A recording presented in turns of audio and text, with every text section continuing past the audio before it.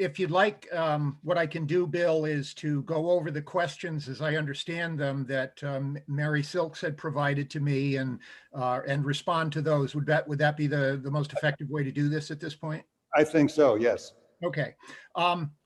Number one of the big complaints, and I'm reading from Mary's list of questions, one of the big complaints is from the Twin Lakes group that they were not included in the drafting of the proposed regulation amendments.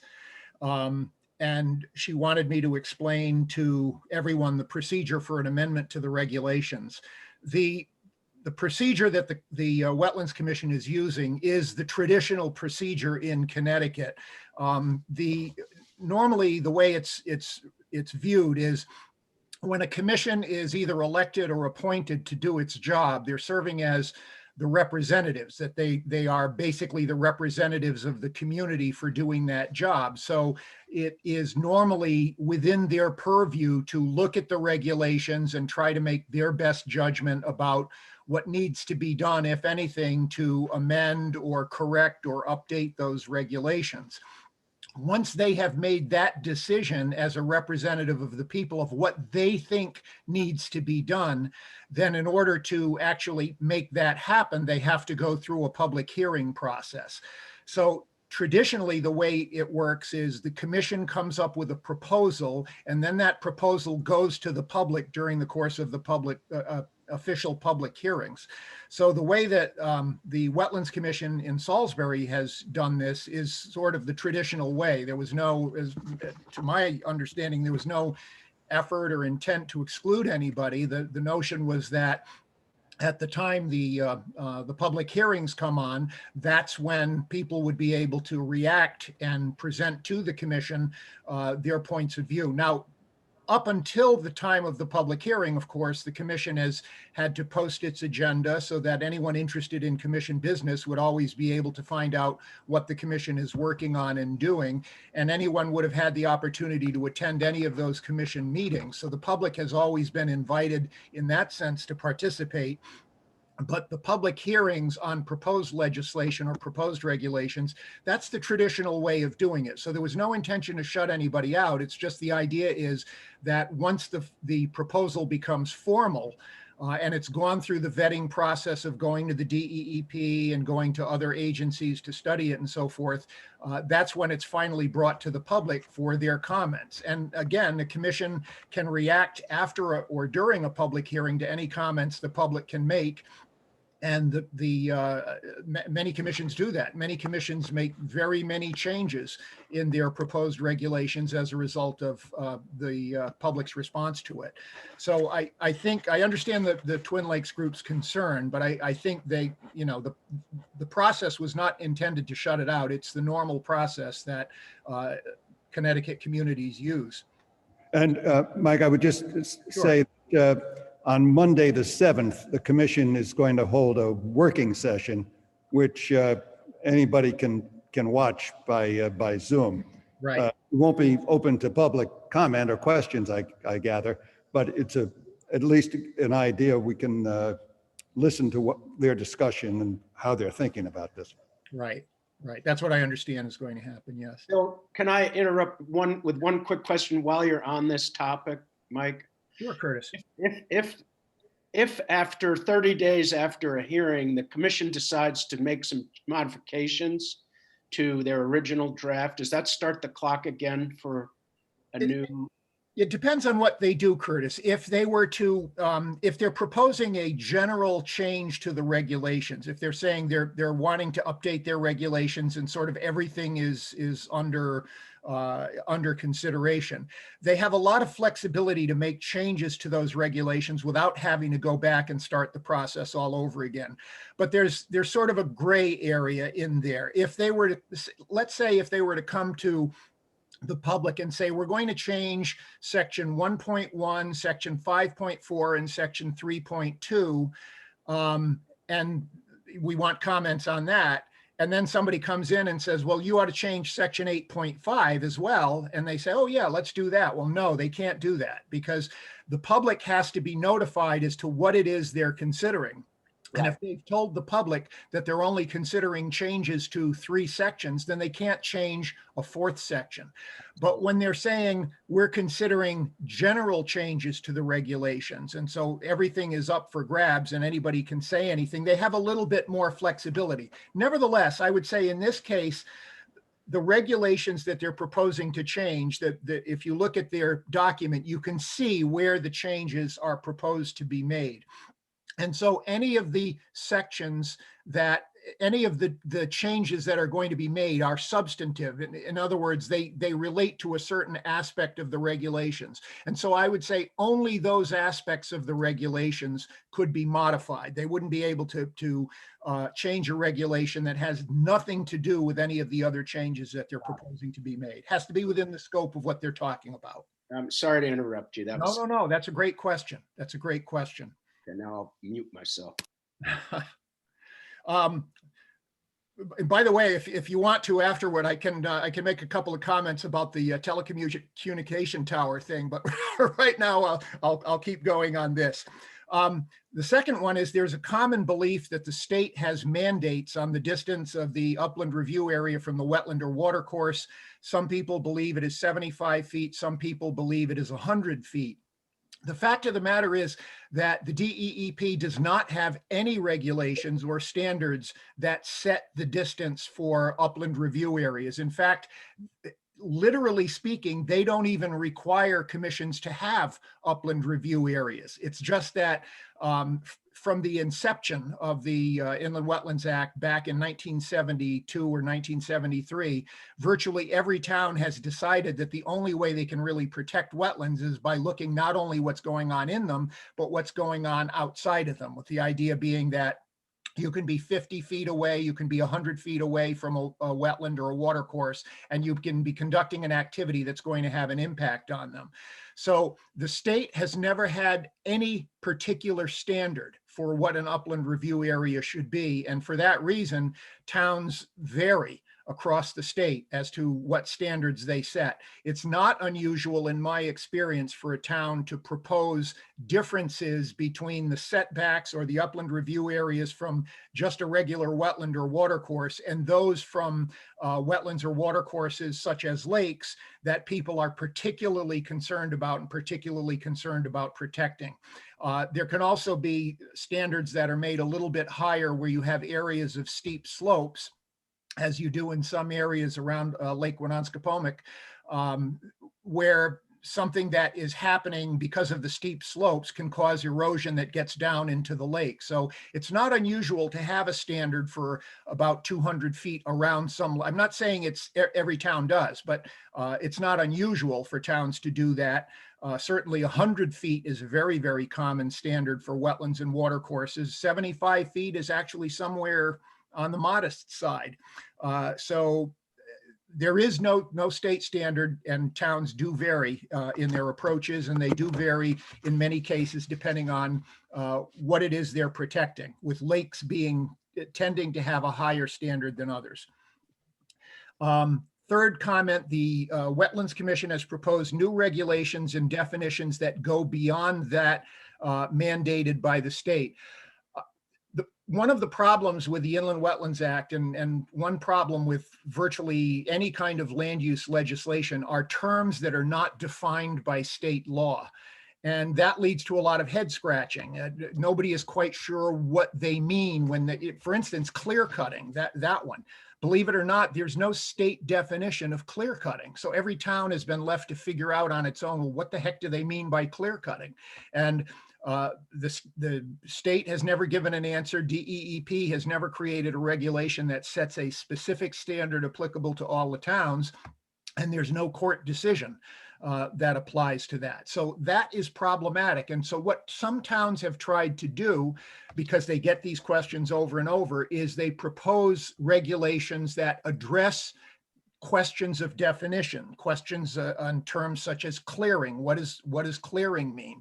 And what they're doing in those cases is just trying to say, okay, we would rather not have people coming in and saying, time after time after time, what does this mean? We'd rather have everybody understand what we think it means. So it's very common for towns to have definitions and other provisions that are not what the state has required, but even the state's model regulations have a lot of things that state law doesn't actually require. Fourth thing, the Planning and Zoning Commission has a 300-foot lake protection overlay district. There's confusion about where the Inland Wetlands Commission has sole authority, where Planning and Zoning has sole authority, and where the authorities overlap. Would you please clarify this for people?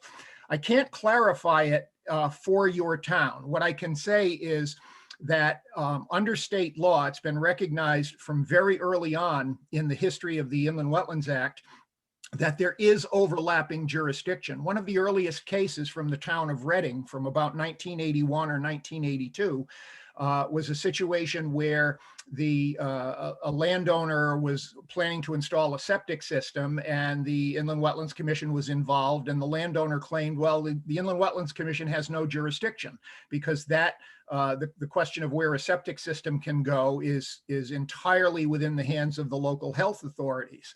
And the state Supreme Court said, no, that's not true. In the authority of the Wetlands Commission under state laws, it extends to protecting wetlands. In order to protect wetlands, the commission has a right to be concerned about possible pollution from septic systems, so there's overlapping authority. And so the same is true with planning and zoning. And I would say in that case, there's a lot of overlapping authority. Many town zoning commissions actually have setbacks from inland wetlands and watercourses that are even stronger than their own wetlands commissions have.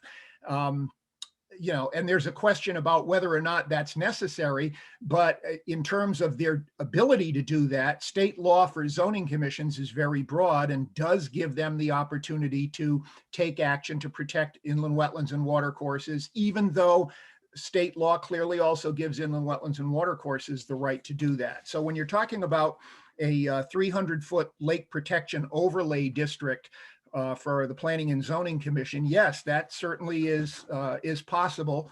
That can overlap the jurisdiction of the Wetlands Commission and not create any kind of jurisdictional conflict. State law does allow that. The next one is the regulation changes don't address the town's stated concern over clear cutting. What regulation would be needed to address this problem? Clear cutting is a particularly complicated question because the state has some statutes that talk about forestry and talk about the regulation of forestry. And they only allow towns to regulate forestry, what they consider to be forestry, in particular ways. And again, there's a problem here because forestry is not really well defined, or it's not defined well enough for instance, for someone to make a distinction between a lumber yard that's clearing forest for lumber and a homeowner who's just clearing a lot of trees on his or her property and then plans to sell them as kind of a one-off thing. Is that forestry? Some might argue yes, some might argue no, and the state has no answer for that. State law has no answer, and the courts have provided no answer for that, at least no definitive answer at this point. So because forestry has a kind of a complex statutory overlay to it, it's a little bit more difficult to talk about what kind of control one has over clear cutting. My own personal view is if someone is clearing woods from their land to get a better view or something like that, and selling the wood is sort of incidental, they might as well sell the wood since they're chopping all the trees down anyway. I don't consider that to be forestry. But again, that's my personal viewpoint. Whether a court would agree with that, ultimately the state Supreme Court, I don't know. And as I said, the state has no definition. But if that is the concern, I mean, clear cutting is the concern, that's one of the reasons why there's a problem. Towns have to be very, very careful in defining what they mean by clear cutting in order to get around some of the forestry type provisions. State law for inland wetlands has a particular statute that says that agriculture is generally allowed as a use as of right, agricultural uses. And forestry, forestry under the state definition of agriculture is one of the things that's included. So it's it's very easy for someone to argue that clearing trees on their property is forestry and therefore it's allowed as of right. But DEEP, or I should say the state statute that talks about the right to conduct agricultural uses also says that it doesn't include clear cutting. So that's why towns have had to really struggle to figure out, well, what do they mean by clear cutting, so we can exempt that from the exemption, if you will. So in other words, there's an exemption for agricultural uses, but there's an exception to the exemption for clear cutting. And defining clear cutting is not easy. The state, in their model regulations, uses a 2-inch diameter at breast height. Clearing is the removal of trees, of all trees, down to a 2-inch diameter at breast height. I guess they assume that everybody's breast height is the same, which is kind of ridiculous as well. But that's sort of what they use in the model. And for that reason, that's what most towns have gone to. And that's what Salisbury has as a definition for clear cutting. But clearing, which I think is the more complicated definition, the type of clearing that I think the Wetlands Commission was concerned about is when somebody is coming in and just removing shrubbery and all of the kinds of things on the border of the lake that help protect the lake from erosion and sedimentation. And those were the concerns. But on the other hand, if you talk about clearing, you have to define it in a way that, you know, doesn't make people think you're talking about mowing the lawn and things like that. And that right now is still kind of a complicated question. The proposed definition that the Wetlands Commission has come up with for clearing, literally read, could include things like mowing the lawn. But, you know, there are ways around that. There are very easy ways around that. You simply, and these are things that I would assume would come up during the course of the public hearing or even before that. You modify that definition to make it, no pun intended, to make it clear that you're not including things like lawn mowing or just regular maintenance of you know, a meadow or something like that. But what you're talking about is sort of that one-time only removal of all kinds of vegetation, you know, just so you're improving somebody's view or something like that. So doing that definition is tough. That is one of the problem areas. But that's why the whole thing about removing vegetation is complicated under the Inland Wetlands Act. The next one is these regulations may have a material and adverse impact on homeowners and property values. The new rules might diminish property values and thus depress tax revenue to the town of Salisbury.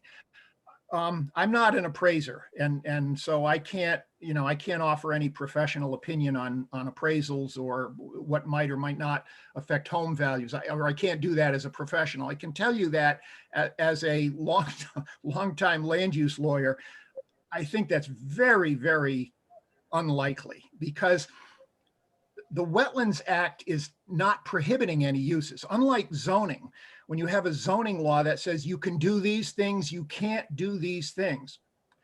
Wetlands law doesn't really do that for the most part. Wetlands law just says if you want to do some of these things, you've got to come to us for a permit. And if we find that the way that you want to do it is likely to have an adverse effect on a wetland or a water course, we may not let you do it that way, and we may require you to do it some other way.